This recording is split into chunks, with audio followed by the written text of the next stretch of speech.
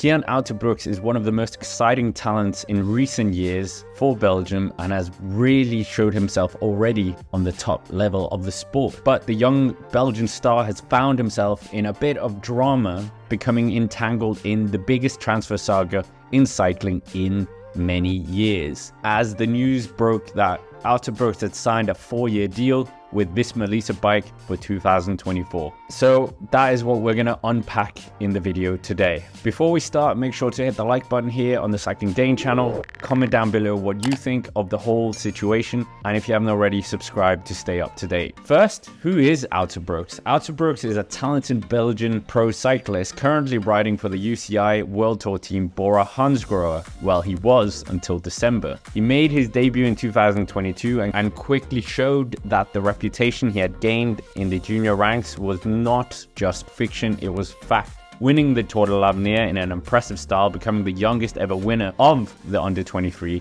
Tour de France. Known for his promising skills and even likened to Remco Evenepoel at that young age, there was definitely a plethora of teams that were surrounding him. He was a Bora-Hansgrohe rider when he won the Tour de l'Avenir, and in the season of 2023, he showed himself finishing in top 10 in several big races, and most notably in the 2023 Vuelta a España, he was up there in the big, tough mountain stages, rubbing elbows with the likes of Jonas Vingegaard and Primož Roglič, ultimately finishing 8th overall, which really showed the capabilities of this young rider. So, what has happened? It was no secret that Uijtdebroeks wanted a move away from Bora-Hansgrohe with the influx of Primož Roglič, which was seemingly at the end of his contract, which was at the end of 2024. However, on December the 8th, the bombshell hit social media where Visma-Lease bike announced that they would be welcoming Cian Uijtdebroeks into the team with immediate effect.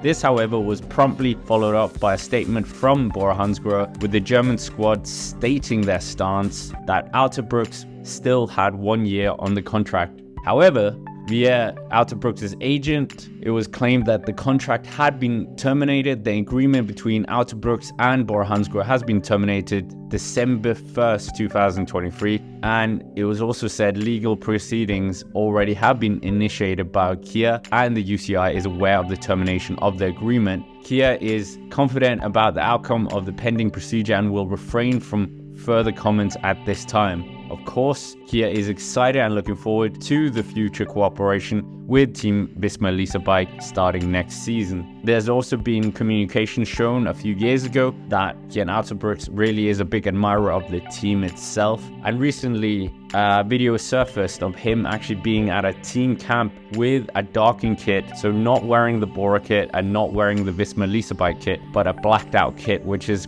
quite interesting considering riders are normally subject to wearing their kit until the change of the year. However, this case gets even deeper and more complicated, as there has been criticism of the team manager of Visma-Lease bike, Richard Plugge, who is also the head of the team's federation of AIGCP, and publicly has been berated by Cedric Vasseur, who said his critique of Richard Plugge, that he couldn't be the head of the president of this association and doing such things to Bora-Hansgrohe, and publicly said that he hasn't respected the rules and should resign immediately. On top of the public tweet, there has also been a letter sent from several teams, including, of course, Cofidis and Bora-Hansgrohe, demanding a change in the structure of the management of the AIGCP. Patrick Lefevre, the Quick-Step team manager, has even been quick to weigh in on the Uijtdebroeks transfer, saying that it was up to the UCI to take a stand. And as we've said, Uijtdebroeks' agent has already said in a statement that the UCI was aware of the situation. However, the situation is a complex one, and Bora-Hansgrohe maintains a different stance publicly, emphasizing that contracts must be approved by the UCI, suggesting that the UCI did not know. Contract annulments or buyouts are not